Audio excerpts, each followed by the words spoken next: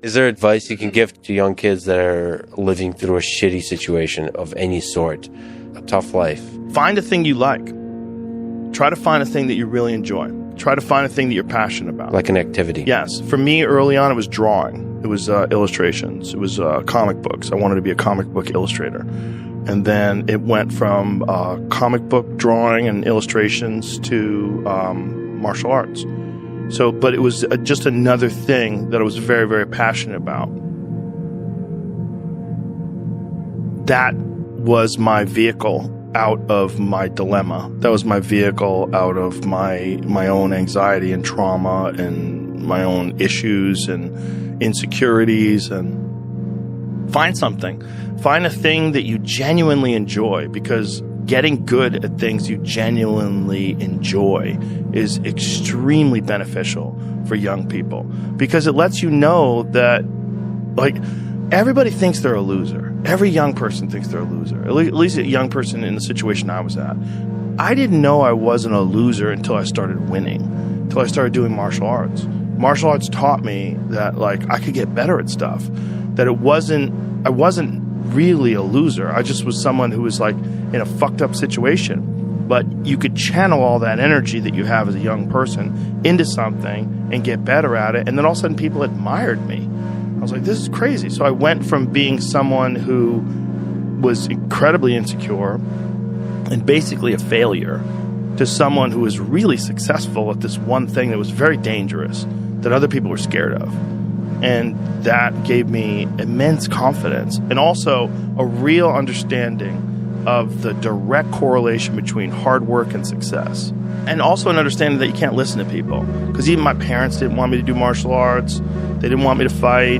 They didn't want me to do stand-up.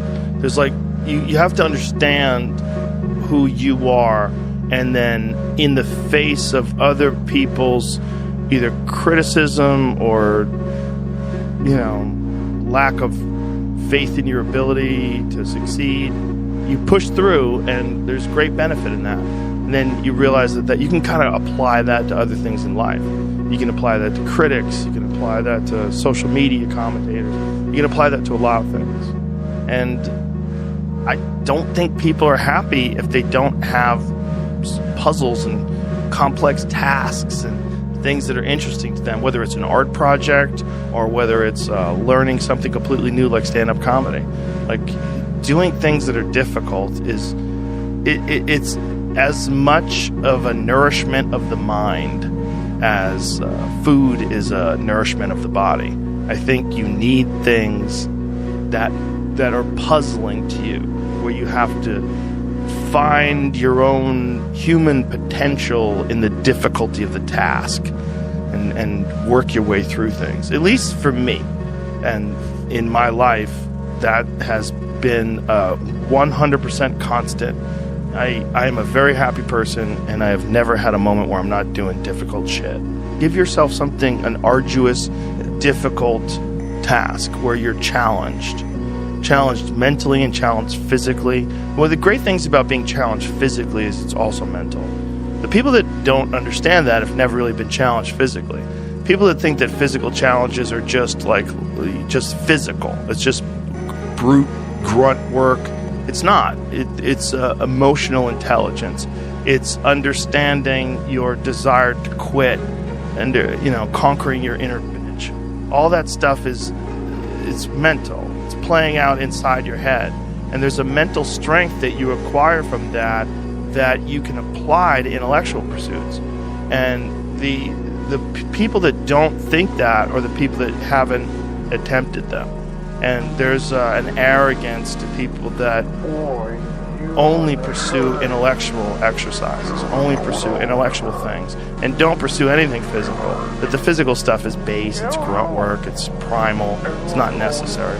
I don't think that's accurate. For most people, I think you can really benefit from physical struggle, and you benefit from it in a mental way. And I think that is overlooked. That's unfortunately overlooked by academics and intellectuals.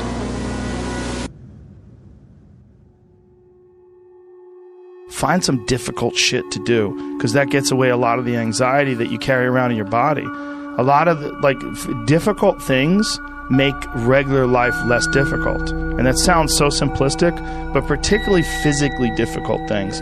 Because when you do things that are physically difficult, the strain of making yourself do those things, it's very valuable. It's not just valuable like exercise and fitness and martial arts and running and whatever you're doing that's really difficult. It's not just valuable in terms of like health and the way you look, but it's also valuable for your mind, maybe even more so.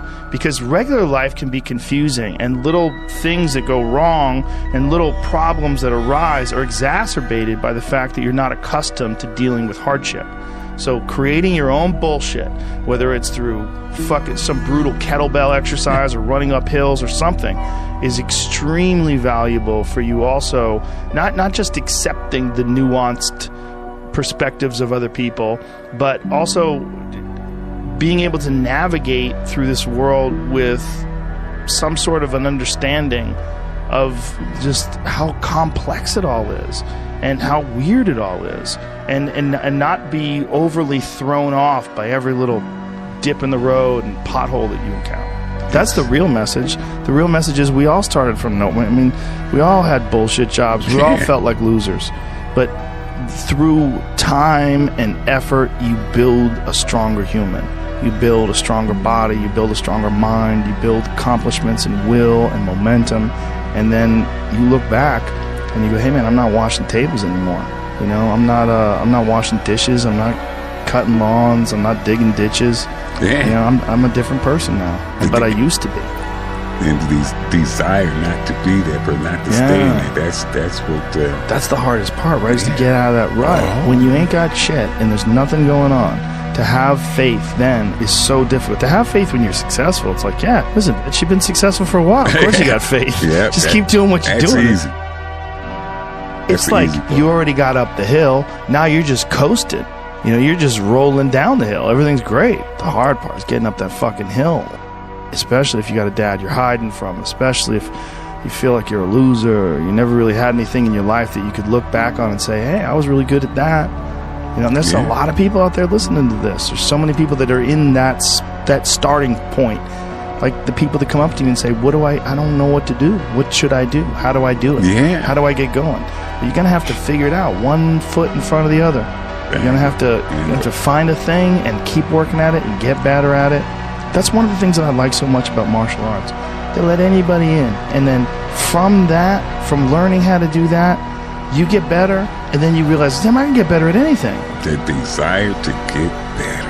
Yeah, that's for everybody. Just find a thing. Everything. And if you find a thing, like particularly martial arts, because you get belts and ranks, and then you can see how you're doing with opponents. But if you could just find a thing and work hard at that thing, you'll realize through that thing that you can get good at anything with time and effort. Pick a thing. Pick a thing. Whatever the thing calls to you. Whatever calls to you. The desire to change those circumstances, whatever they might be.